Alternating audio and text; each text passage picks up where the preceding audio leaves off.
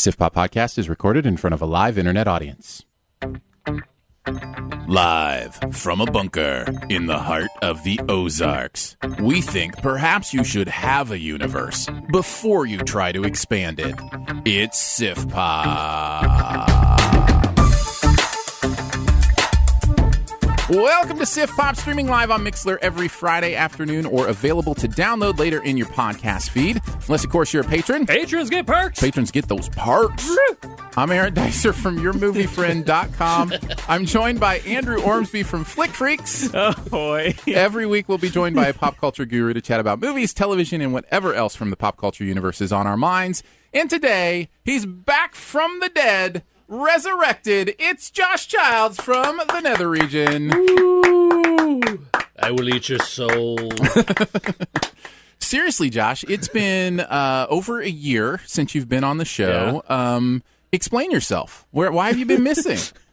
Yeah, I've been kind of just out of the creative realm. Wasn't there a project you were working on? I thought for sure you were working on a project. I apologize if you weren't. I thought you had some projects recently that you were acting in or doing stuff in. Well, I've been slowly last couple of months. I've been slowly working my way back into the world, kind of getting my muscles back. Yeah. So I've got a couple of improv companies that I work with here in town. Court Improv and Spontaneous Comedy Company here in Nashville. And other than that, I've been doing just a lot like work that I don't create. I've just been doing a lot more acting and writing work for other people, which has been nice for this season. But like I said, I'm trying to stretch my creative legs again, and be on the front of the projects instead of helping people with their projects, kind of. So what's some of the acting that people might have accidentally seen you in? Like, what's something that you've been in that got out there enough that somebody, might have checked it out or seen it? Well, I'll say this is not out yet, but since you brought it up, I'm going to name drop. I just, a couple of weeks ago, it was a very small part, so it's not like I'm super name dropping, but I was in, I just did a scene with De Niro. So what? So that was pretty first name? Terrifying. What was the first name of this De Niro? Bob. What? Bob. Are you Bob kidding De Niro. me? That's pretty cool. No. Yeah. Wait a second, Josh. Come on. You just did a scene with Robert De Niro? Yeah, man. It's coming out. The movie's called War with Grandpa. It's based on a children or a teen book, I believe. And it comes out at the end of the year. But yeah, I went down, shot a day with my brother. Actually, we who's also an actor, and we had to. I don't know how much I'm allowed to say or not say. Sure. Yeah, we did a scene with De Niro. It was terrifying. When the movie's out, I will happily tell you all the story. I probably could tell you now. I just don't know for sure. Sure, no, we'll be patient. We'll wait for the Robert De Niro stories for sure, but man. I'll say this. This is probably safe to say. I had to rip open his shirt and wrestle him. And so that was... It was one of those times. I usually enjoy my work, but that was one of those times where I did not have a good time until they said cut, and then I was on my way home, and then I reveled in what I had just done. But in the moment, I was terrified. I just exposed De Niro pecs. I'm looking at this cast list for this movie, and it is stellar. It is. Yeah. Is it a sequel to Bad Grandpa? No. No, it's actually, if you've read this is not a spoiler because the book is already out there, but it's basically about a kid who gets into a prank war with his grandfather because he's studying, I think, the French Revolution maybe, and his grandpa moves in and takes over his room, and so a war ensues. It's really funny, really charming, and it's got a cool cast, and I think it'll be a really, it's a family movie, so it'll have a wide audience. But that's amazing, man. If you do not know me, you will not recognize me, and those things you never know what ends up on the cutting room floor. Well, that's true too. Yeah, for sure. It seems like it's an important scene, so maybe they'll just whittle us down to a 20-second scene instead of cutting us out. But I don't know, man. You were all over that Miley Cyrus movie, so Yeah, all over that one scene. dude, that's really cool. Yeah. That would be such a dream. That's amazing. Well, absolutely proud of you. I will say that I'm not. Things don't scare me the same way, Yeah, that makes when sense. I go on a set, I don't really get as nervous because I'm like, well, what can it be worse than? Is it more terrifying? Is it possible to be more terrifying than to do that with the most intimidating, maybe greatest actor living today? You know what I mean? Yeah. I know it's arguable, but he's up there. Well, Yeah. not since He's in the conversation. not since Heat has a pairing been more anticipated than De Niro and Childs. So. Childs. And Childs. We are going to have a blast on today's show. We are going to, of course, do our buried treasure. We've got a Sift Quest coming up later. We're going to talk our best ever Tom Cruise movies. And, of course, we're going to review The Mummy that came out this week. Before we get into the first segment, though, I did want to bring up, we had a little discussion, a small, tiny, how do you pronounce the gal's name from Wonder Woman? You remember this? Gal Gadot. I actually did some research on it, and there's yes, it's pronounced gal, Josh. Very, very nicely done. I did some research on this, and here's why it's confusing. It's actually both. The T is pronounced, but it's Gadot. Yeah. So it's not Godot, and like it would usually, you would think a silent T, and it's Godot. also not Godot. It's like Godot. It's like it's got a little Godot. Yeah, Godot. Godot. Like that. You have to say it like that. Gotcha. Israeli. I'll remember that. When I do a scene with her, I'll remember that. There you go. When you rip open her shirt and Yeah. wrestle with her. No. All I right. just got all nervous again.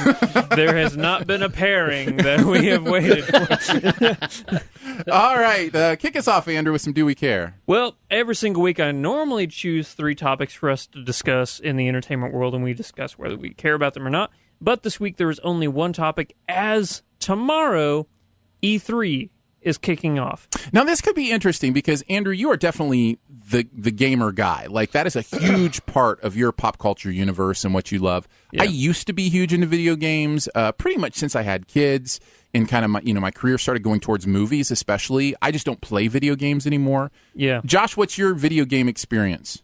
I hear about some things through my son, who's 9. Okay. All right. So this will be interesting because I think you're going to have to kind of lead us along with what's happening at E3. I remember I used to get super excited for Nintendo's press conference every year at E3. Like, I used to watch it live and stuff, and I just haven't done that in a couple of years. Yeah. Well, if our audience is curious, if you can go online and you can check out every single day. I think it's Saturday through Tuesday. The big companies are going to have a conference on every single day, so you can check out online and you can watch live, or they will be uploaded to YouTube afterwards. But I love it because it's a competition. They say it's not a competition, but every single year it's who had the best conference. Yeah, And who it's- had the best E3? And mainly it's between the top 3, the big companies, Xbox with Microsoft with Xbox, Sony with PlayStation, or Nintendo. Mm-hmm. So it's which of those 3 had the best conference. And they also have the top third-party developers like Ubisoft and EA Sure. and Bethesda. They all have their conferences as well to highlight the new games that are coming. This year is interesting because Xbox is going to be releasing their new console. Yeah, that's true. Are they announcing it at E3? They're showing it. So They- like the legit Gotcha. specs, it's actually playable, that kind of stuff? They've had the specs and Okay. everything. What they haven't shown pretty much is what it looks like, when it's coming out, and cost. So those are the 3 things they're finally going to show. Okay. And it's supposed to be as powerful as a high-performance computer. Okay. So Oh, wow. they're saying there has never been a console that's been as powerful as this. And then we know Sean from Geek.0. Yeah. I asked him about it. I was like, so is it really just the hype machine, or is it really going to live up to? He's like, I looked over the specs, and it should be impossible for what a console to do, what they're expecting this to do. Wow. So I'm really excited Wow. for it. What else are you excited about?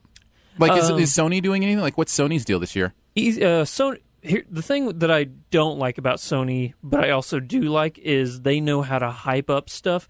What the problem is Sony likes to show games that aren't coming out for 3 or 4 years, whereas Xbox is like, hey, this is what's coming out now, and you're like, okay, awesome. Right. But Sony's like, oh, you think that's cool? Look at all these amazing things, but they're not coming out until 2020. Right. Yeah. But, so they're too far in the future for you. Exactly. But at the same time, what they show is cool. Yeah, but you never know if it's going to happen. Exactly. You never know what's going to happen in the next several years. Yeah. So I like looking at the old pictures, old black and white pictures of the concept cars from like the 50s when they're like, this is what cars will look like in 10 years. Oh, man, concept cars got me so hyped until I found out what they really end up looking like. Yeah. Like, wasn't there Go ahead. So, like with this Xbox, the new Xbox, so they reveal it and they talk about it now. So that basically, is this like the perfect amount of time before Christmas for people to get all pumped up about it? Is that like the timing of it? Exactly. They have a window out, like it's going to be coming out holiday season of this year. They don't have an exact date though, because they want to get that holiday season so they can get those Black Friday shoppers and they're going to buy it because they want to win the console war and I say console war, but it's nothing compared to the console war between Nintendo and Sega back in the 90s. Yeah, that was the ultimate. They were calling each other Now I'm going to out. sound like a big wannabe maybe, but I don't know a lot about games, but I am still way infatuated with all of the VR aspects of games. Yeah, so like the PS4 with the VR games or whatever. I'm saying exactly how terrible I sound. So is that something that people are they expanding on this, or is that kind of a fad that's like, oh, that is what it is, now let's do something else? Well, PlayStation came out with their own first-party version of VR, and what Xbox is doing is they partnered with Oculus, the big computer one. So whenever... Doesn't Facebook own Oculus? Yep. Facebook, okay. Yeah, and they're I guess they're partnering with technically Oculus and Facebook for that. But what some people are speculating is that during the conference, it's going to be revealed that it's called Scorpio, the new Xbox. Okay. They're going to say that Scorpio it's a Bond villain. It sounds so cool though. Oh, it's the Simpsons fake Bond villain, right? Yeah, Hank Scorpio. Scorpio. Yeah. Okay. Yep, you only move twice. That was the name of that episode. But they're speculating that Scorpio will be released with Oculus as a bundle. Oh, okay. So, okay. I'm all for the VR stuff. I love it. I love the idea of more immersive worlds, especially the more they can move towards VR that's not distracting, like that's not like a weight on your face. The lighter they can make that, so that it's kind of similar to 3D with glasses, right? Like 3D can be pretty awesome, especially if you've got a really bright screen. Yeah. But you have to put glasses on your face, and so it's like until that becomes a little more invisible, even VR will have a little distraction for me. But it's really cool. Some of the VR stuff I've seen has been like, oh wow, this is the next generation. This is the next level. I was going to say, have either of you tried VR at all? Yes. Yeah, the VR stuff that I've tried has been phenomenal. Yeah, same here. There's a few like the gaming systems I've played a little bit. I don't really playing's a weird thing. I just basically stand in the Batcave and look around and freak out. Like I don't know if I played anything on that. Mine was the same, except for I was not in the Batcave. I was in the MythBuster studio. Oh, nice! I was like, look at all these toys. I have a buddy here in Nashville I should know the company. I think it's called the Black Box, and that's what they do. So I came in and they hooked me up, and they actually in their little arena where they have you, I'll keep this short. In the arena where they have you, once you put the glasses on, the default setting for it is the holodeck from Star Trek Next Generation. Oh, nice! So when you look through a doorway, you while you're sitting in there, you can see the hallways of the Enterprise out there. Oh, that's cool. And then, so that's what it was really great. That's what they used to demo it for everybody else when they come in, and they're like, "Hey, this is what we can do for your company," and that's the default. Oh, that's fun. But anyway, yeah, I love that. I love that stuff.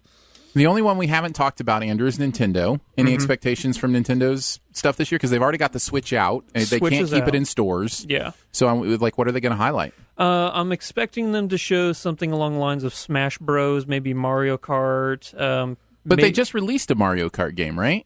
I mean, it was an update of the Wii U Mario Kart game. Yeah, I'm wondering if they're going to release, a full on a full new Mario Kart. Yeah, but I'm maybe a Pokemon. Something along. They have to do something with Pokemon. What's the Mario game that they already announced that's supposed to come out holiday season? Mario World? It's something where he's like running around in like actual cities and stuff. Yeah. I will be the first to admit, whenever the console war was going on back in the 90s, I went along the way of Sega. So the only I have drawn my line. Well, I'm just saying the only Nintendo console I've owned was the NES. Right. So I never had a GameCube, a 64, or any of those, or even a Wii. So my knowledge of Nintendo is lacking. I don't know if I will ever get over the fact that they named their console Wii. That is one of the most incredible things in the history of gaming. It's the highest selling console in history. I know. This is like WII. We would like to play. It's amazing. But if you have never watched a E3 conference, I actually do recommend, because it is a spectacle. And I will say, huge. And I will say, I recommend checking out Flick Freak's coverage on the conferences too. I think Andrew will be live streaming every single conference from their YouTube channel with guests kind of commenting on stuff. So thanks for the shout out. Oh no, it's great stuff. In fact, one of your most watched videos is from an E3 conference, and actually Danae was in it. So. Yep. Danae, that was our second most viewed video ever. Yeah, so... Which is great. Oh, wow. I want my ding, ding, ding. Yeah, I became a hashtag. That was cool. So I would definitely recommend checking out Flick Freak's YouTube during E3 because they do great coverage. Thank you. All right, let's move on. Let's talk about The Mummy. You are alive because you were cursed. Cursed? By what? The ultimate evil.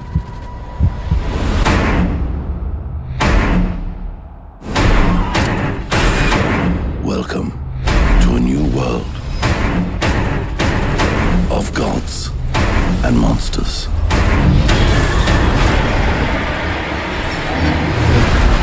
You saw that, right? The Mummy. Nick Morton is a soldier of fortune who plunders ancient sites for timeless artifacts and sells them to the highest bidder. Is that who he was? When Nick and his partner come under attack in the Middle East, the ensuing battle accidentally unearths Amenet, a betrayed Egyptian princess. Morton must now stop the resurrected monster as she embarks on a furious rampage through the streets of London. We like to start off with just a quick, did you like it, love it, dislike it, hate it, or was it just okay? Andrew, why don't you tell us first? It's a really bad movie. I didn't like it, but there are fun parts to it. So I didn't like it. Didn't quite go to hate it, but firmly in the didn't like it category. Didn't like it. What about you, Josh? Same. Yeah, me too. I was nonplussed. I'm maybe even a little closer to it was just okay than didn't like it, but I'm definitely in the didn't like it. It's not like right on the border, but there are some things to enjoy in this movie. Yeah. And it does, and maybe I'll start here before we move into the pros and just say, I get a little tired of every movie having to be the worst movie ever made or the best movie ever made. And it seems like when these kind of movies come out and it's not a success, it's like, oh, that movie's so terrible, it's awful, it's the worst thing. And it's like, I mean, it's a bad movie, but there are certainly worse movies that come out. You know what I mean? Spoiler real quick, not for the movie. Okay. But, there's only one thing in this movie that's keeping me from saying it's okay. And it's a huge thing that I hated. Oh, okay. And it's a spoiler that we'll talk about in spoilers, or will we talk about it in cons? Like it's okay. Okay, sure. It's a tease, I guess I should say. So we didn't like the movie, but what are some things that we did like about it? Josh, what are some of your pros? There's one scene that I thought was conceptualized well and executed really, really well. An action scene. I was going to ask if it was an action scene, because that's most of the stuff I liked was in the action stuff. I gotta say, I didn't hate everything else, but I don't know that I really... I mean, I'll listen to you guys, see if you had different thoughts, and maybe it'll spark something, but I don't remember really liking anything other than that one scene, well, honestly. I mentioned the action in general. I think Tom Cruise is in his element when he's doing those crazy action, stunty kind of things. He once again has a scene with the plane that is absolutely amazing. It's like that's his thing in every movie now. That was real. Did you know that? Yeah. Yeah, well, I figured a lot of it. I figured they did what they rode the vomit comet probably, and They 67 times oh wow, to do that. Well, that's the scene. That's the scene I'm talking about. yeah, Yeah. it's a pretty show-stopping spectacular. scene of the movie And for we me. saw it in IMAX laser again, and again, it just adds a whole clarity to that stuff that's absolutely incredible. I wanted to say that real quick. This is con, but I'm just going to throw it out while we're talking about IMAX laser. Uh-huh. There were some scenes in this movie that were really dark, and even in IMAX laser, it was hard to see what was going on. I can't even imagine what it was like in a regular theater. Right? Yeah. That's what I was about to ask you, because that's one of my problems, and I was literally about to ask. It's so dark. Could you see It's that stuff so better? dark. It was. Well, Yeah. we could see it better, but it was still really dark. I can't imagine watching this movie in a regular theater in 3D. Yeah. I cannot imagine having to see that stuff. Josh, did you see it in 3D or just regular? Just regular, and a regular theater, and it was dark, and it moved too. I didn't understand. Like there's the scene there's a scene in the truck. That action scene while they're in a truck, I didn't have any idea what was ever happening in that whole scene. Yeah. I didn't know what was happening. See, I don't ever remember feeling that. Like, I feel like I could see what was going on. There were times where it was dark enough that I had to really pay attention. But I do think the IMAX laser helped with that quite a bit. Yeah. We were talking about Tom Cruise. I want to know what it is about that guy that's so enthralling. This is definitely not the best Tom Cruise performance ever, but he's still charming. You know? Well, he's just charismatic. Some people just have it, man. Like they pop on screen. They're just charming, charismatic people. He is definitely one of those guys. As we get into the cons, I'll talk about his performance because I really didn't like it in this movie. Cruise? Me Yeah, neither. I think it's a total miscasting for what they were trying to do with this movie.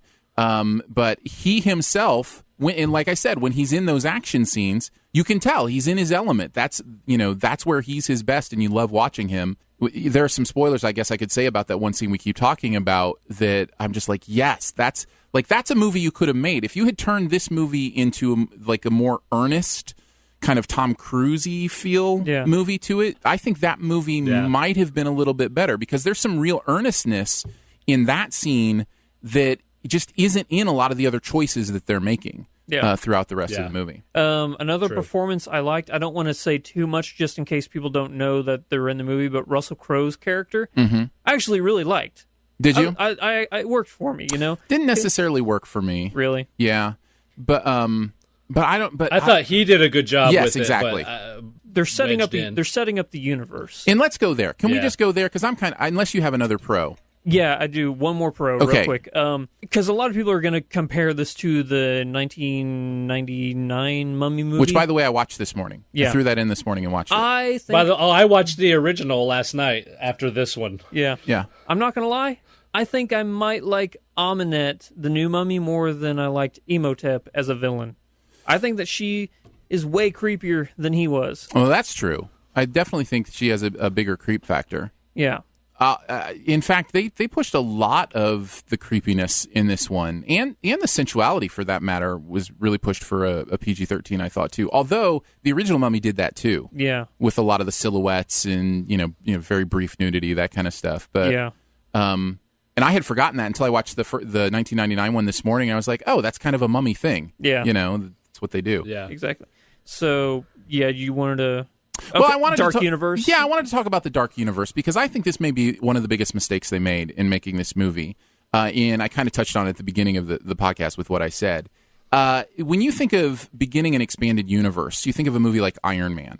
Well, Iron Man didn't take the pains to say, put it on a big sign and big loud, hey, this is a big expanded Captain America's shield is in his thing. There are some Easter eggs there, but they aren't like trying to it would be as if Nick Fury was in Iron Man as opposed to just the post-credit scene. You know what I mean? It's like Exactly. Yeah. It's give your movie a chance to be a great movie first, and then worry about, zooming out and showing the bigger picture. It's like, I think of it as one of those, the mosaics, like the pictures that are made of a bunch of other little pictures. Yeah. Just make sure those little pictures are good, and then when we zoom out, we'll see a cool big picture. But there's so much focus on the big picture stuff in this movie. I will say, though, even though it made this movie bad, the whole Dark Universe setting up that universe, I'm still excited for all those other movies. I actually am too. I actually like the idea. I just think they went about it the wrong way. Exactly. It made this a bad movie, but the possibilities moving forward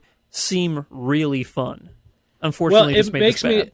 Go ahead. It makes me nervous in the sense that this is obviously just the studio hands all in it, trying to turn it into something, right? I mean, the actual movie itself didn't have any like director craftsmanship left in it. It was all like studio decision making, and if that's how they're going to handle all of them, if that's what they're saying, like this is how, then I'm not interested. I mean, I'll see the other ones, but I went from being excited to now very cautious about the rest of them.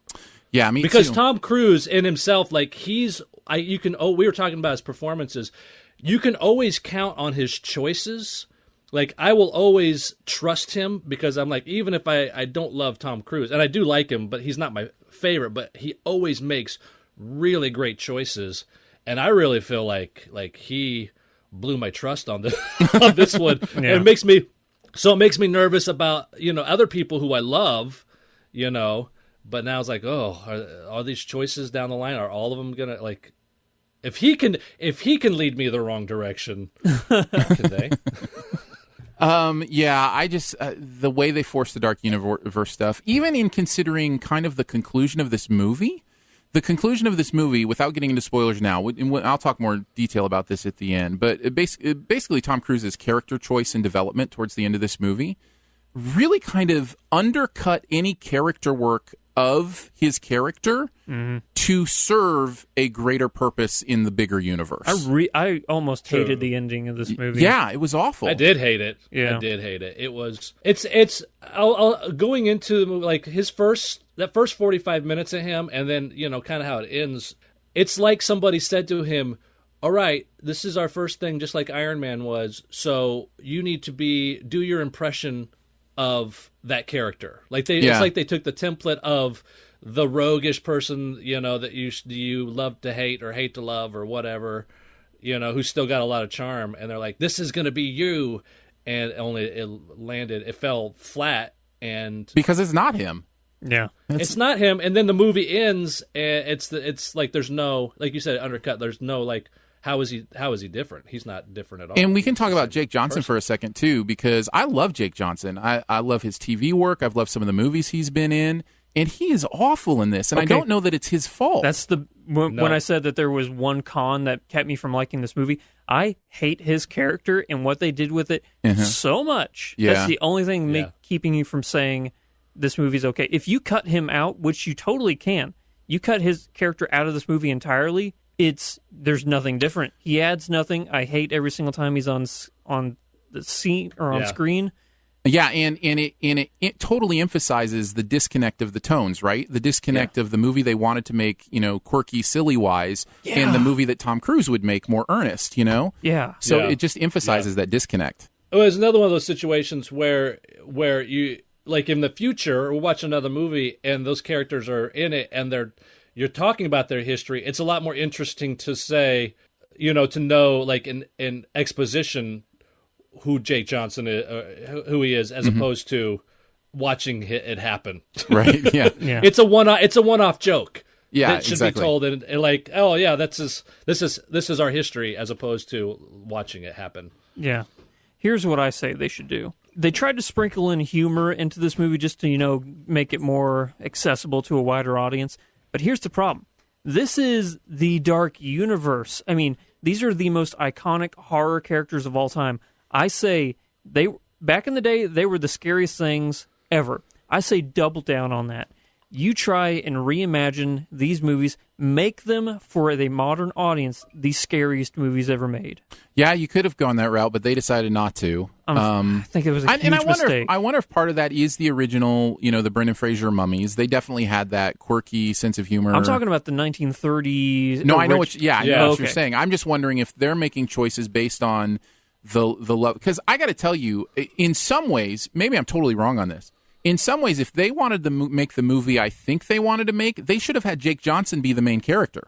Like, he would have been a better kind of, quirky, interesting lead than Tom Cruise would have been, because Tom Cruise is playing a different movie. Or somebody like Nathan Fillion, or somebody who has that, that quirkiness, that sense of humor to them, that they can really... a little wink. Yeah, a little wink kind of thing. Or, like a Bruce Campbell kind of idea, Mm-hmm. So, but yeah, Tom Cruise was just such the wrong choice. I have a couple other cons. I'm sure you guys do as well. Yeah. I'll start with this. It's my main one. This movie is so over-explained. This movie treats the audience like such an idiot. They start with so much voiceover and so much backstory on this new villain, and then they tell us the same story 2 more times in the movie. It's like, we understand what's going on. There's a moment, maybe I won't give the line until spoilers, but there are literally moments in this movie where characters repeat what just happened on the screen to make sure we understand it. You know what it reminded me of? It reminded me of live-action role-playing, where there's a game master who has to tell you, like, you can't see what's going on. Yeah, it's just... I would double down on what you said, Aaron, and I would say that they repeat it 3 times in the first act. Yeah. Like, in the first act, and that makes for a 45-minute first act of this movie. Before anything happens of interest, it's 40 or 45 minutes into the movie. I have to say, somewhere between this and American Gods is a good amount of exposition. American Gods throws you into this universe and tells you nothing, and you're left like drowning trying to figure it out. And this movie tells you everything. Somewhere in between is the perfect amount of letting me know what I need to know. I'll defend American Gods. Well, you've read the book, so that makes it easier for you to understand. Okay. One last thing? Yeah, what's your one last thing, Josh? Having said all that, I still couldn't hate it. I didn't like it, but I didn't hate it, and I think there's a couple of those things that do, and maybe it is like the faith. Maybe there is a little bit of optimism about, like, well, maybe this is gonna be better. Yeah, I think that's a great thing to bring up, because you're right. We're all talking about this in very negative terms, but none of us came out of there like loathing this movie, and I really think that's important to say, because again, there are just mediocre, somewhat bad movies that come out. They don't have to be awful, and I don't think this is awful. It's just mediocre to bad. Yeah. So what about you? Normally for action movies, I would say, you know what, it's still fun enough to go and see in theaters. For even this one, I think waiting for it to come to like Redbox or something, I don't think I could say spend money to see it in theaters, because I don't think there's enough there to like draw an audience in to say, oh yeah, it's worth at least seeing in theater.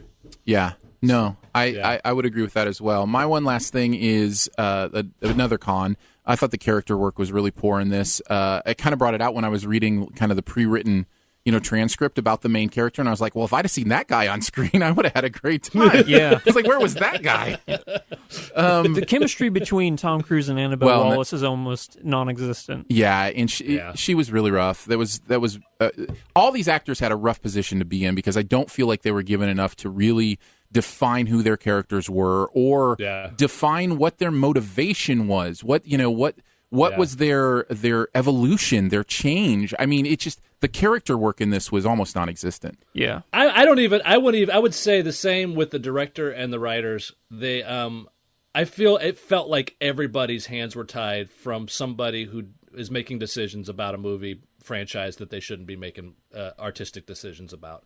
Yeah. It felt like the studios, like Universal's, just all in their business, and it didn't look like anybody had an inch to be their own movie. Yeah, no, that's a great point. I think I'd join Andrew's recommendation to, maybe even wait till the next one's out and check it out before you go see that or something, or just lower your expectations quite a bit. And if you it's better than League of Extraordinary Gentlemen. Can we say that? Yes. That's not a We'll high say bar, that. but yeah. I think we can say that for sure. Before we move on to the best ever challenge, a word about our supporters. They are awesome. Thank you so much to those who support the Studio DNA Podcast Network. It's at patreon.com/Studio DNA. Support starts at $3 a month. Some awesome perks come with that. Every supporter has access to a dedicated podcast feed where you get bonus episodes, including the patron pre-show, which we already recorded, where Josh revealed his Sift Shame, the movies he hasn't seen. We talked about that. Dun, dun, dun. So you can check that out just by being a supporter at patreon.com/Studio DNA. And even beyond that, know that you're keeping this podcast network going and creating content like this. Thank you so much for being a part of that. All right, on to the best ever challenge, guys. We're going to do the best. Dun, dun, dun. We're going to do the best ever Tom Cruise movies. We'll each list our top 3. We'll start at number 3 and go to number 1. If you have one higher on your list than where somebody else names it, you can trump it. Trump. So all you got to do is say Trump, and we'll wait till it's on your list at the higher ranking to talk about it. And then we'll do some honorable mentions after we're done. But let's narrow it down. What are the 3 best Tom Cruise movies ever? We'll start at number 3. Andrew, why don't you kick us off this time? I'm going to kick it off with a Paul Thomas Anderson movie, Magnolia. All right. Man, this is probably the best performance. Oh, maybe one of the best top performances Tom Cruise has ever given. Got him an Oscar nom, and I think it's well deserved. Man, I love spiderweb movies like this, and where it's a whole bunch of stories coming together, and Sure. then they all, If they're done well. if they're done well. This one is done really well, and just because it's like we've said this a million times whenever we do best ever challenge, it's not necessarily the best Tom Cruise performance. It's just the movie in general. Correct. Because I think that it's actually William H. Macy who really steals this movie and makes it his own. I think it's the frogs. The frogs, yeah. The raining frogs, yeah. But man, that is a weird ending. All right. That's a weird ending. But I love it. yeah, I love that movie so much. If you haven't, it's not really a very well-known movie, I would say. But if you have not seen Magnolia, I highly recommend it. Not something you can watch in the background. You really got to focus on what's going on. My number 3, and I don't know that I would have had it here if I had not rewatched this recently with my boys, is the original Mission Impossible.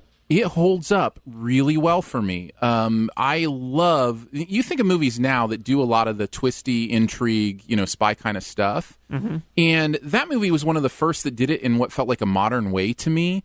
And I really loved the twists and turns in it. I loved the acting, the characters, the performances. I think it's a really tightly woven story, and I really enjoy the first Mission Impossible, so that's in at number 3 for me. Well, that silent pressure room is like one of the most famous scenes in film history. So. That's true. Yeah. Yeah, fair point. Yeah. What about you, Josh? That's What's the your thing number about 3? franchises get a little messed up sometimes because they get judged based on the whole franchise, and it's hard to pick them out sometimes. I will say first, Magnolia was on my honorable mention because I was being following the law of Tom Cruise movies, and I was like, well, it's a great performance, but it's not a Tom Cruise movie. So that's why it ended up on my honorable mention instead of in my top 3. You guys know the rules a little better than I do. Yeah, no worries. We have people interpret the rules in different ways all the time. For us, we're basically talking about once Tom Cruise is in a movie, it's on the available movies list, and then you just say which are the best movies in that available movies list. Saul Goodman. Sure. That's why I had my honorable mention. It was maybe I can do this. Yeah. My number 3 is Minority Report. I'm going to have to trump you. We'll have to hold off and talk about it later. I've got Minority Report coming up. It was in my honorable mentions. So what's your number? I think you're up, Andrew. You're number 2. Number 2? Yep. The Last Samurai. Oh, interesting. It is in my top 100 movies of all time. Yeah, it's brilliant. Again, he's not the star of this movie. I think Ken Watanabe just takes that movie and he drives away with it and says, "This is my movie." It's the immersion into that Japanese culture. A lot of people, knocked it originally because it's The Last Samurai starring Tom Cruise. They thought it was. Yeah. But then when I actually watched it, I'm like, oh wow, there's actually something to this. Yeah. No, it's a good film for sure. Oh, Yeah. It's one of those movies where if it's on, I'm going to watch it. It's just so enthralling. It hits every single mark. It's funny. It makes you cry. Great fight choreography. I love it. I have a feeling I might get trumped on my number 2. Yeah. My number 2 is A Few Good Men. So nobody had it at number 1? Nope. All right. Nope. Wow. Okay. I'm the only one who put it on my list, Well, apparently. Aaron knows what my number 1 is, so it was in my honorable mentions. Man, I can't believe you guys don't have Few Good Men on in your top 3. It's number 4. It's great. There's other stuff I like more. You know what I mean? Like cool. that's No, the thing that's about great. Tom Cruise. He's got a solid roster. I'm surprised you didn't pick what I thought you were going to pick. All as right, your well, we'll number get there. We'll get there. Man, A Few Good Men. It probably has so much to do with the script, so much to do with Sorkin. But that I watch. If you watch that full courtroom scene, you can't help but get into it every single time. It's an incredible set of performances in an incredible film, and just one of the best. So I had to put it at number 2. Yep. What about you, Josh? What's your number 2? That's great. Vanilla Sky. Wow. That movie did something to me when I watched it that broke my brain, and this might be one of those examples of like I was talking about earlier, where the autobiographical nature of it plays a lot into it. But it's just that when that movie came out, and it was a perfect. It spoke directly to me at that point. Yeah, and I don't even know how to explain it, because it's not like I was walking around with a broken face. But I thought it was. I know it was, and I went back and watched the original after that, and the original is great, but even with that, it just didn't have the same. Like this one really did something to me.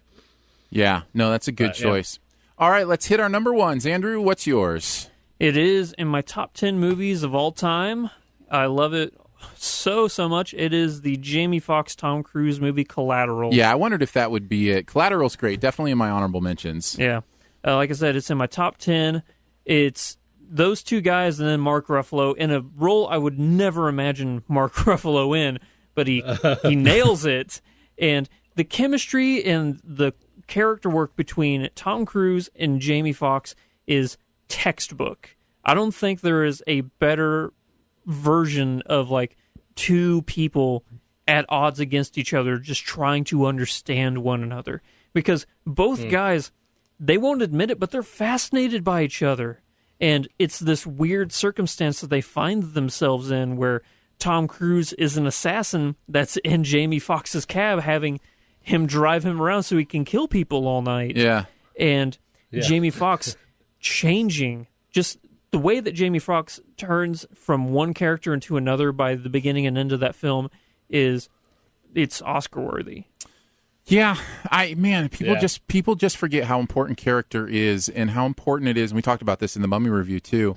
How important it is to serve that evolution of a character, and that can be the most compelling thing about a movie, because it is the thing that you can relate to the best, is having those moments of change, and becoming something different and understanding something in a new way.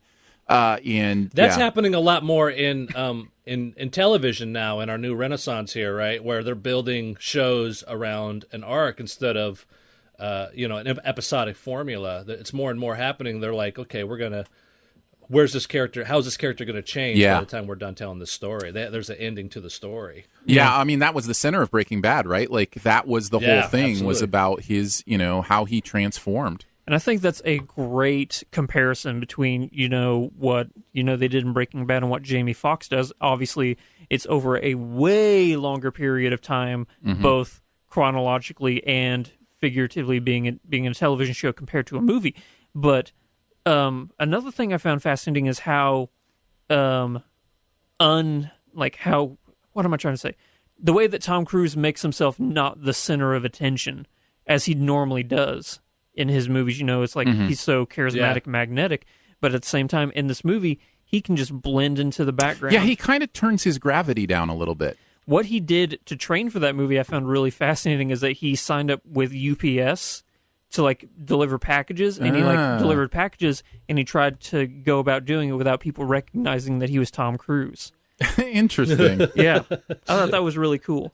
Oh, to be that famous. Yeah. To have a social experiment where you can try not to get recognized. And something that really made me mad. Listen, I did that the other day. I was so successful. You have no idea how many people didn't recognize me. It was incredible. What really made me mad in that movie is that Tom Cruise has gray hair, and the fact that he looks so handsome with gray hair still, it made me mad that it doesn't matter how old that guy gets, he's still going to look good.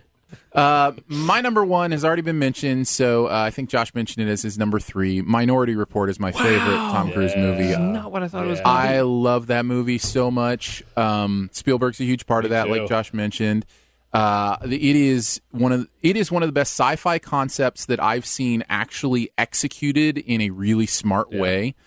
And it's so strangely sci-fi and yet feels so real and feels more and more real every year, you know? Yeah. Even down to like the self-driving cars, different things that are in that, you know, that movie and that version of the future. The only movie that I've really felt even more that way was probably Her. About like this is the way the world is going to be, you know, eventually. But this world feels so real and lots of great performances and a great story. It's just a great story as well. That scene where he's fighting while the car is being built around him is one of the coolest scenes. It is cool. And then he just sits in the seat and drives But then away. you couple it with what sci-fi is so good at of taking, you know, these dilemmas, right? These character dilemmas, like, or social ideas, and going, okay, this is a safe place to kind of talk about it. Yeah, exactly. Right. Whereas, like in real life, you're like, well, I know how I am in black and white, but then you kind of see like a sci-fi version of it, and you're like, oh, I can safely watch it from here and get a better perspective on my opinion. You know, obviously the movie's got something to say about it, but. Yeah, the way it tackled that stuff was so good. Yeah, it's so great. What's your number 1, Josh? Edge of Tomorrow. Wow. I get it. That movie, you talk about top 10 movies, like that movie, I felt when I watched that movie, I felt like it was custom made for me. Like it's my example of like a perfect blockbuster movie. Like it's everything I wanted. It was funny and sharp and a lot of action, and everybody was great. And I don't have anything bad to say about that movie. I do have something bad to say about it, but I will tell you this. Is it that you haven't watched it enough? Because that's the only bad thing that you can say about that movie. I love Edge of Tomorrow, and in fact, I have the same reaction as it probably would have been my number 1 up until the last 15 minutes of the film. And the ending of that movie does real unfortunate damage to that film, in my opinion. Now that I understand, that I get. I understand that. I disagree, but I understand. I really that end made me angry because of how much I loved the rest of the movie, and because of how much I felt it did not hold together and did not make any sense whatsoever. So, but again, maybe that's just my experience, and I have actually watched it, you know, a couple more times, and I felt the same way both times. But if you love video games, you're gonna love Edge of Tomorrow because it is everything you go through. Like dying in a level, you're like, okay, I can't go in that room now. I know I'm gonna die. So it's whenever perfect. you come back, that stuff is so perfect. That's exactly what a video game is, and they made it real, and it was fantastic. And that was Billy, what's his name? I'm not sure. Bill Paxton. Paxton, yeah. He was so good in that movie. One of my favorite lines of any movie ever in that movie is Tom Cruise looking at him going, okay, Sergeant, you're an American. No, sir, I'm from Kentucky. Good stuff. All right, let's throw out some honorable mentions. I cannot believe neither of you had this movie as your number 1. Okay. Rain Man. Yeah, Rain Man's definitely in my honorable mentions for sure. It really is, in my opinion, the movie that made Tom Cruise who he is. Like, you really get a chance to see how charismatic he is in that movie, and of course Dustin Hoffman's great in it too. But yeah, no, that's a great choice. Did Rain Man win Best Picture? Did it win Best Picture? Did it? I'll throw out another one. You mentioned the first Mission Impossible movie, which is one of my favorites, but my favorite Mission Impossible is number 4, Ghost Protocol. Yeah, I had Ghost Protocol on there. I also had 5 on there as well. Those are both phenomenal films. 3 and 2 those are are great. terrible. Well, 3 is not terrible. 3 is not. You need to It's watch not 3 again. terrible. I mean, that performance by Philip Seymour Hoffman alone in 3 is pretty incredible. Yeah. So yeah, And its fun factor makes up for some of the other. yeah. I issues. like 3. I actually really enjoy 3. 2 like I would 3. agree with you. 2 is man. They John wooed yeah. that movie hard. Yeah. John Wooed it. Rain Man, 1989 Academy Award for Best Picture. It did win? There you go. Okay. Unless that's just a nomination, but it looks like it, yeah. And Hoffman won Best Actor. Oh, obviously he won. Barry Levinson won Best Director. Maybe these are nominations. I don't Okay. know. It says Yeah, awards. I think. So. I don't believe you guys didn't have. This is like made for honorable mention. Tropic Thunder. It was my next one I was going to bring up because Was it? it took me until probably the end of that movie before I realized that was Tom Cruise. I'm not even Yeah. lying. I felt really dumb. His arms are so good in that movie. Oh, they're hairy and his fat sausage fingers. Yeah. I mentioned this. I mentioned Tropic Thunder in my review of The Mummy because it's not that Tom Cruise can't do comedy. It just has to be a comedy where he can still be earnest. That character in Yeah. Tropic Thunder is a good example of how Tom Cruise can be an earnest comedian. Like, that character is very earnest, even though he's ridiculous. Yeah. So, you know, he just can't be quirky. Tom Cruise doesn't do quirky very well.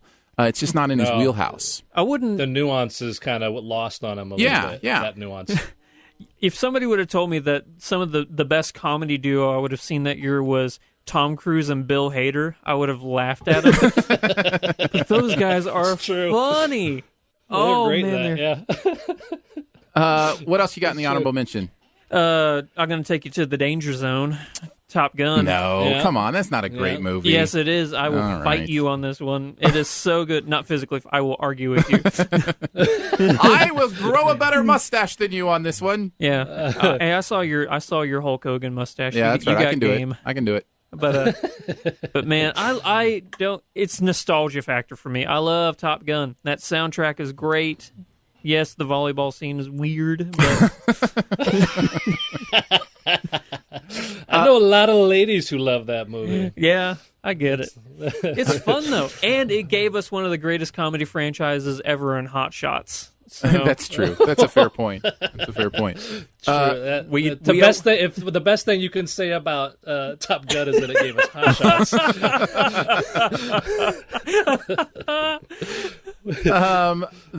I have a couple that I'm sure you guys didn't have in your honorable mentions, but I like more than most people. One is the original Jack Reacher. I think Jack Reacher is a great movie. the first one. Yes, the first one. The second one was really bad. I think Jack Reacher is. I didn't see the second one, but Jack Reacher is the only other time Tom Cruise let me down. Oh, you didn't enjoy Jack Honestly. Reacher then? I did not. I felt like my dad would really love that movie, and he did, but it was not. It was 20 years too late for me. I love your dad. Your dad and I are best buds now. I'm with Aaron on that one. I like the first Jack Reacher. In the Werner Herzog as the weird villain. the other one I wanted to mention was the War of the Worlds remake. I hate that movie. Really, I really enjoyed it. I felt there was a really deft touch in that movie with suspense, especially. And I enjoyed it, but I enjoyed it, but I can't say it was good. I Yeah. agree with both of you You should be a politician. on that movie, anyway. Yeah, exactly. We have to. I think we should mention Interview with a Vampire. And we can mention it. Yeah, I like it. I really do like Interview with a Vampire. Born on the 4th of July, and I don't know how you guys feel about Legend, but Yep, that's It's got about a lot of. that's about how I it's feel got about legs. and somebody did. Can I say so this one's actually going to probably evoke a reaction because I know most people hated it, but I liked Night and Day.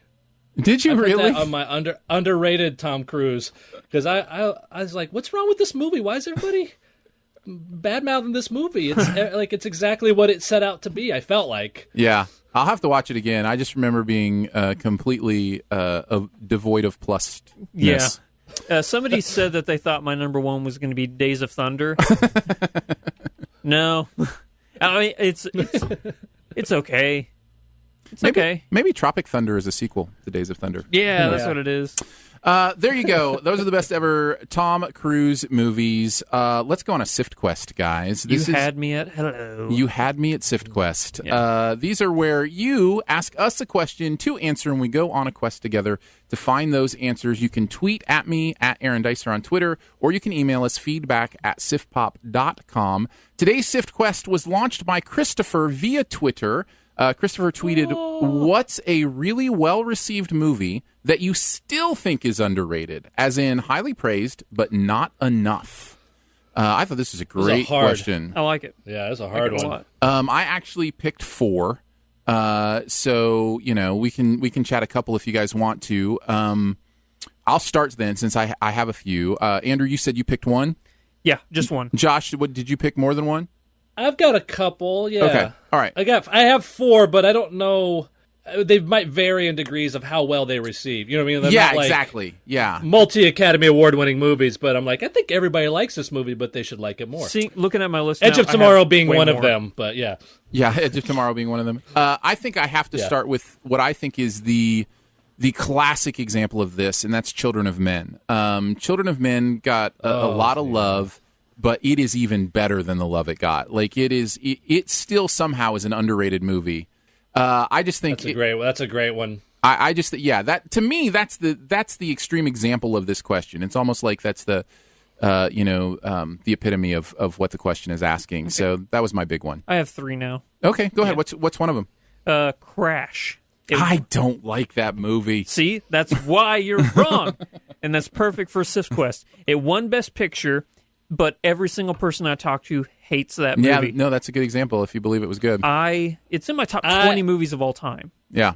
So that movie is a weird thing for me, because I would have felt that way when I saw it the first time, and I watched it again within the last year. I rewatched it, and while the themes hold up, that movie is so on the nose and over the top for me now.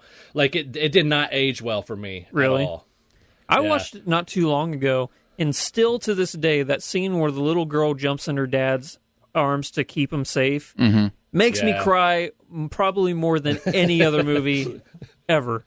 Yeah. Like, I showed that to my grandpa, who was in World War II, and he was bawling his eyes out.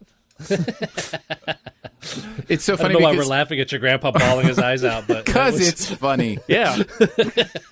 That was actually the movie that came to mind when you're talking about spiderweb movies. In my mind, when I was thinking ones that don't work, I was thinking of Crash. But... I didn't want to mention Crash. I was thinking it too, like with Magnolia, but because I had it mentioned later on. But yeah. What about you, Josh? What's one for you that is still underrated, even though people like it? This was a really hard one for me. And this, because it gets a lot of love, but Alien, the original Alien, I feel like it's getting watered down. Like, people are forgetting how great that one was with, all the criticism of the new ones. Could be. So I don't know. I think that the original gets a lot of love, but maybe this is more of a reminder that, like, the first one's really perfect, and don't judge it based on how you feel about the new ones. I may have to go back and watch Alien again. It's been a while, but I remember thinking I liked Aliens better even than Alien. I do too. I like it. I love them both so much. They're in my top sci-fi movies ever. But I'm with you. I do like Aliens more. Yeah, Alien is one of maybe the best horror movie. It was maybe my favorite horror movie. Aliens is one of my favorite sci-fi movies, but Aliens is it doesn't feel like a horror movie to me. It's an action movie with some spook factor, but Alien is downright creepy, spooky, scary to me. You're Very cool. Good choice. You're 100% right on that too. Yeah. It's a good choice. Yeah. Another one I had, I'll actually just go ahead and list the 3 others I had, and you can shout out something about them if you want to. But I also had Apocalypto. Is one that I think people like, but is actually a spectacular film, in one that I think is somehow still underrated.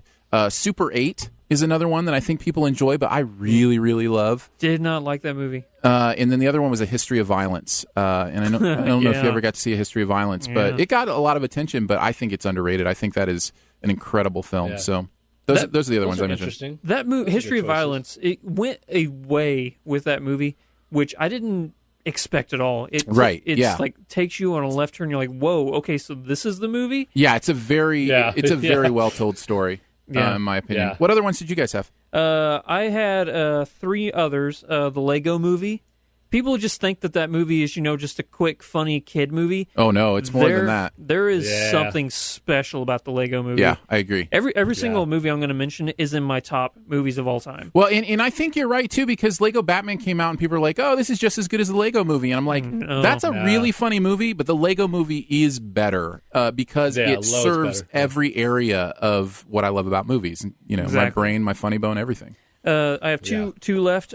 This next movie I'm going to mention is ruined, like how awesome it is by its sequels, and that's Rocky. Oh, okay. People think of Rocky as just the and but if you What watch was that? What was that again? Oh, okay, all right, Yeah. good. Just want to make sure. I got it. I'm way over here in Nashville, and I got it. You know what that is? Yeah. So if you watch the first Rocky movie, there is something very special. Oh, there. that's a great film. Yeah. With what's his stepbrother? What's Adrian's brother's name? It's Paulie. Paulie. Paulie I is don't remember the a actor's name. Yeah. terrible person. He becomes like he becomes funny and comedic. He's the silly drunk. In that first movie, he's abusive. What that movie has to say about family abuse and stuff like that is really powerful. And what it has to say about poverty in general. Burt Young is the name of that actor, by the way. Burt Young, thank you very much.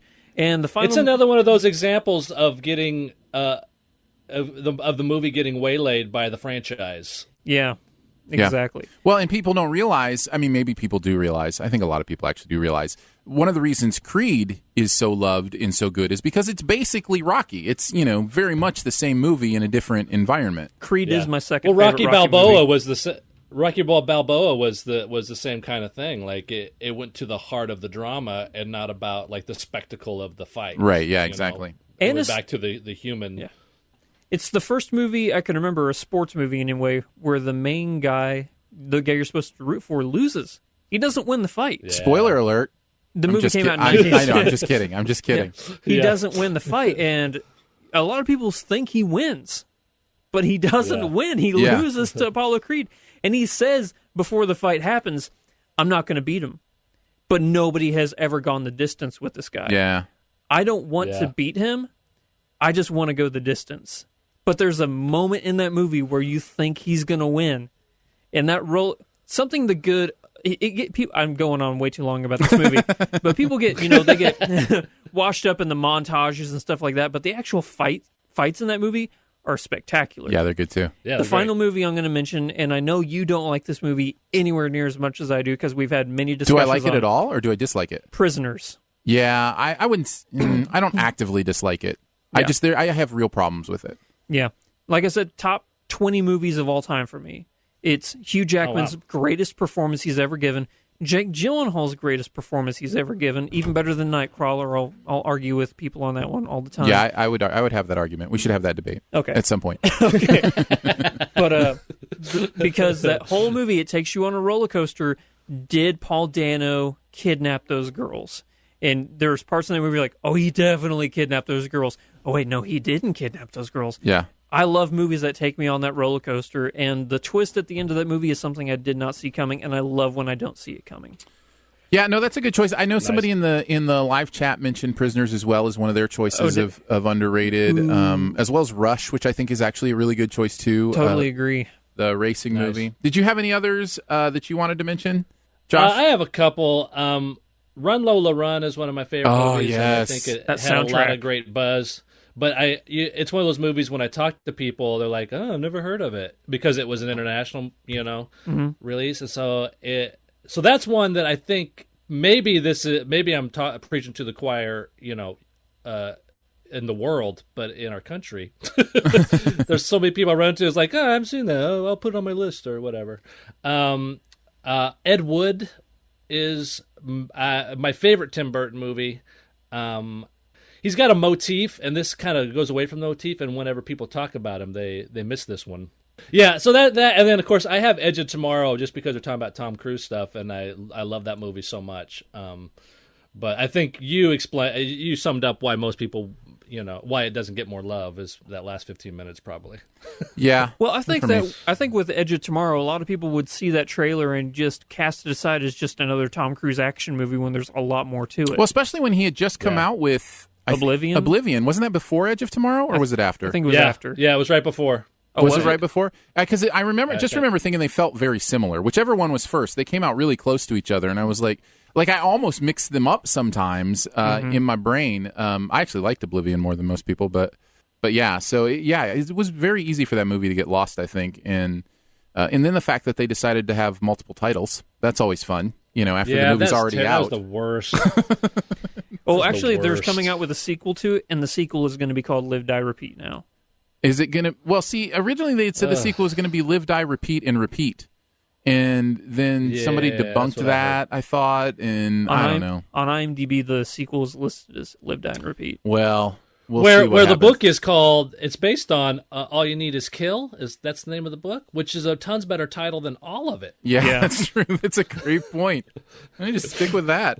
Yeah. That's amazing. It's not. It doesn't really sum up what the movie's about very well, but still, I don't know. I guess Edge of Tomorrow kind of does. Yeah. And Live, Die, Repeat really does. But again, it sounds like, hey, the studio got in and said, hey, we want to make it really clear that people know what movie this is. This is not Oblivion. This is the one where he lives, dies and then repeats. And then repeats. Yes, exactly. I have one more, but it's actually my buried treasure. So All right, we'll hold it for your buried treasure. Thanks again, Christopher, for the Sift Quest. If you want to launch a Sift Quest of your own, make sure you hit me up on Twitter, Aaron Dicer, or email us at feedback@siftpop.com. All right, we are on to the buried treasure, Hey, guys. Can I say one thing about the Sift Quest? Sure. Now that's all done, I would put Children of Men, your pick. I would make that my top pick too. It didn't occur to me until you said that. But that's the quintessential example of this question, I think. Yeah, I think so. I think it is. All right, let's do our buried treasure then. Josh, why don't you kick us off? I will, and I've been out of the loop a little bit, so this may not be that buried, but maybe it is to one person, and if so, that's enough. I just finished watching Dirk Gently's Holistic Detective Agency Nice. that originally aired on the BBC. That show was a blast. It was everything I hoped it would be. and Well, that's more. Douglas Adams, right? Like the same guy that did Hitchhiker's Guide and that Yeah, kind of stuff? and this is not the first version of a show. I think there was a miniseries based on one of. I guess he's written a few books with this character, right? Yeah. And I don't know. I haven't read them, so I don't know how true to those stories this is, or even if it's just tonally, right on. But it was not like wacky like Hitchhiker's Guide to the Galaxy. Only it was every once in a while, but the absurdity was placed in strategically as opposed to through the whole thing, which was great. And Max Landis is the director. Like, he created the series for television. It's a BBC show, but there's a lot of American actors and American crew and stuff in it. So I don't really know exactly what the full market. I guess BBC, but it feels more American with some British people as opposed to British with some American people. Well, Elijah Wood's in it, so there's your one American token right there. There you go. Well, Richard Schiff is in it, and like I said, Max Landis, wrote it. He's American, right? Very cool. Yeah. Anyway, it was a blast. It's just enough. It's this weird mystery with just enough sci-fi. The sci-fi grows, but it comes on gently. Dirk Gently, and and does not overwhelm you until you find out. It just plays out really nice over the course of the whole series. I like how it Or the sounded whole like you just season, had an rather. epiphany as you were saying that. Oh, Oh, that's the same word. I'm an actor. I rehearsed that over and over again before I got in front of the mic. Nicely done. It sounded very authentic. yeah. All right, what do you got? So, like I said, this is going to tie into the Sift Quest as well, a movie that's great but still underappreciated. The movie is Tom Hardy's Locke. Oh, yeah, good choice. Yeah. Yeah. When I saw the trailer for this, I'm like, so it's Tom Hardy in a car talking to people on the phone and himself for an hour and 50 minutes. Yeah, it is. Is About construction. about construction work. Exactly. Yeah.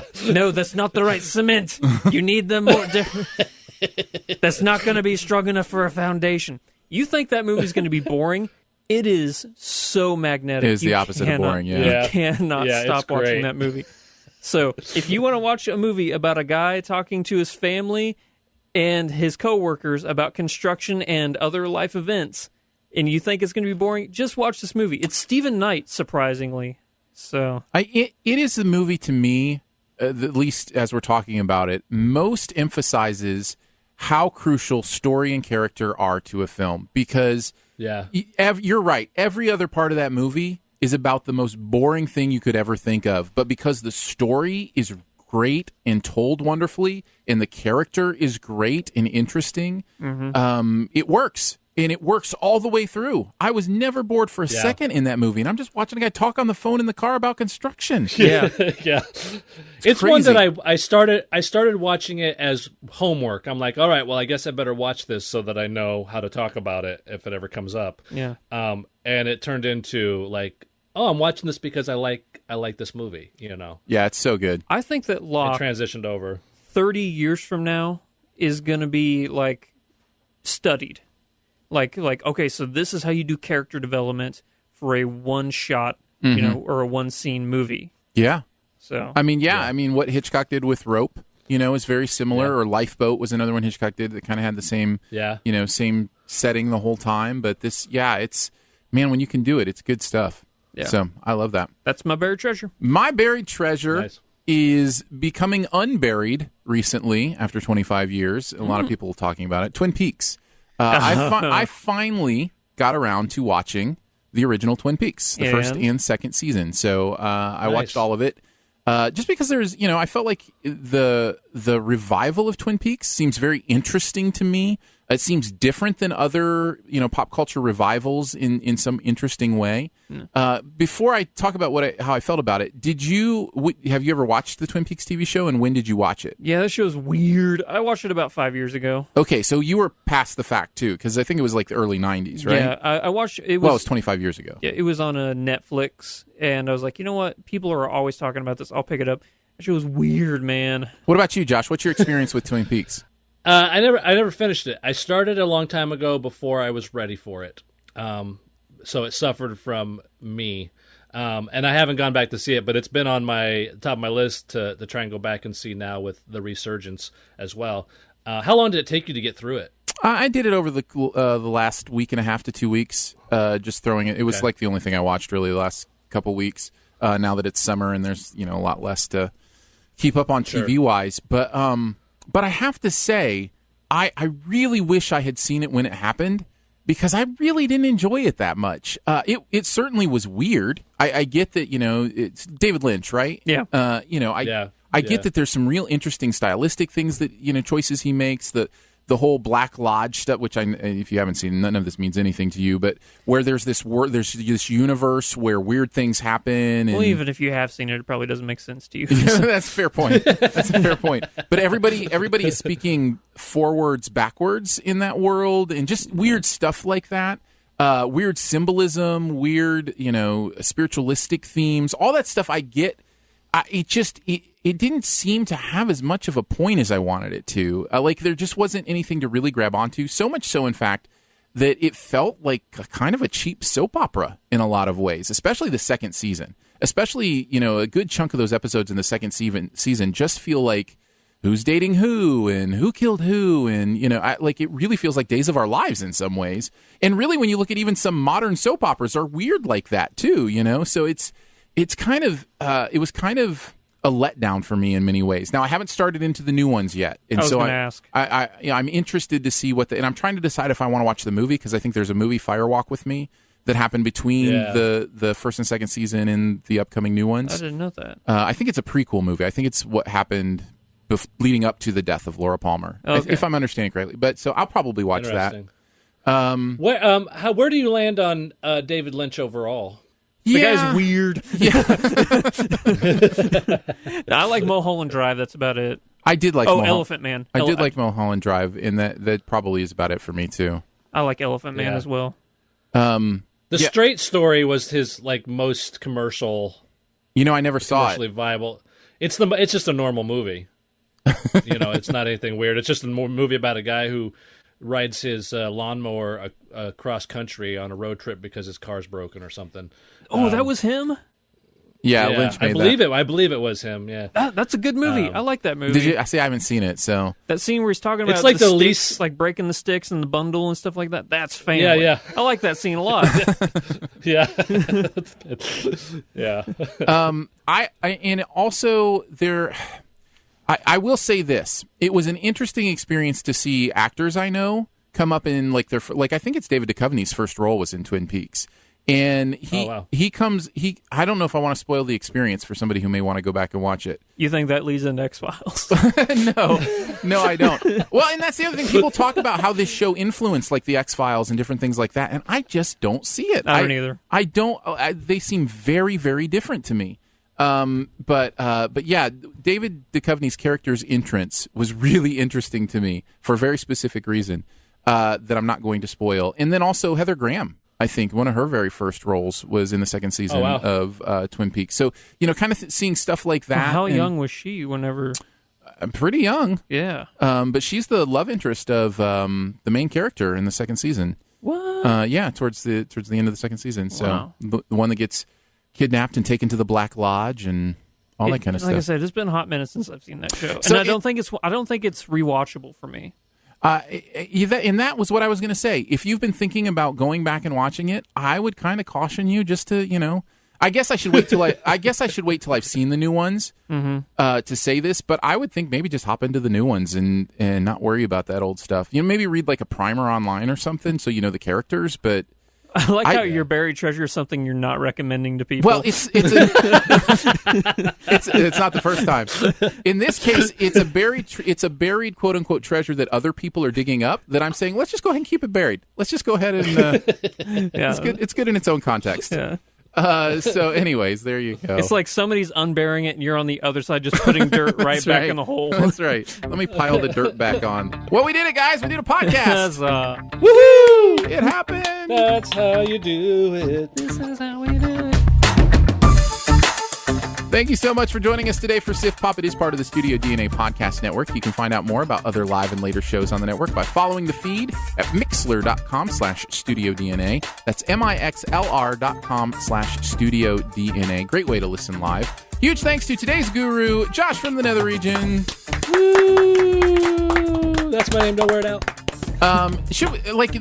What's going on with the Nether region? Should I say it's Josh from something else now? What's happening with that? Because that's a great YouTube channel. It's Josh from a lot of things. Nether region, we haven't, like I said, we haven't done much on the Nether region. Haven't done much creatively for the last year. We're getting back into it. Probably be seeing some more stuff on the Nether region. But you can follow everything I'm doing at Josh W. Childs on Twitter, and that sums it up. And I can tell you from there if you need to go back over to the Nether region and look for something. What was the skit? Was it Shoot from the Hip or something like that? Was that the? Yeah. That's a great video, man. That's good stuff. I need to go back and watch that again. Thank you, man. Yeah, check that out on that's on your YouTube channel, the Nether region, and then you can like you said, follow him at Josh W. Childs. Much love and gratitude as well to our Patreon supporters for giving monthly to make this show and others on the network possible. Support starts at $3 a month, comes with some pretty fun perks. You can find out more at patreon.com/StudioDNA. Lots of ways to connect with us if you want. SoundCloud, Twitter, you can comment in the iTunes, or you can email us, feedback@siftpop.com. And finally, if you're having a good time and you have somebody else who you know who loves movies, they'd probably like the podcast too. So make sure you let them know about it and that listening is much easier than growing a second pupil in each eye. Spoiler chat for this week's movie should be next up in your podcast feed, and we will see you back next week for some chat on Cars 3. Meep, meep. That was the Roadrunner, unfortunately. Yeah. There you go. Wow. Hey, wow. Wow. Wow, I'm Owen Wilson. Wow. As a car. Wow, I've got headlights. Wow, wheels. Wow.